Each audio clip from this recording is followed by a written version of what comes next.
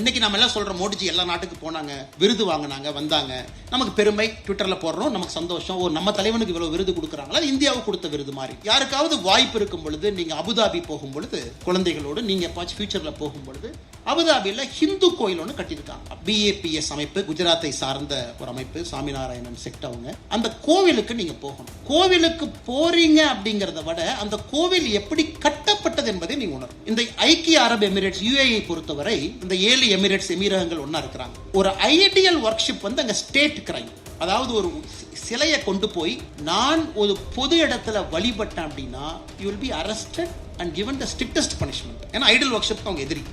S, அந்த நாட்டுடைய சட்டம், அவங்க மதம், அவங்க நடத்துறாங்க, நம்ம ஒபே பண்ணணும். யாருமே ஐடியில கொண்டு போனீங்கன்னா ஏர்போர்ட்டை தாண்டிலாம் நீங்க கொண்டு போக முடியாது துபாயில. சோ அந்த நாட்டுல ஒரு கோவில் கட்டுறாங்க.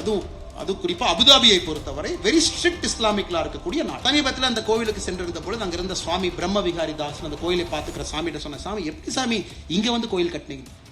2 பேர் தாங்க காரணம், மேல கடவுள், இன்னொன்னு மோடி அப்படின்னாரு.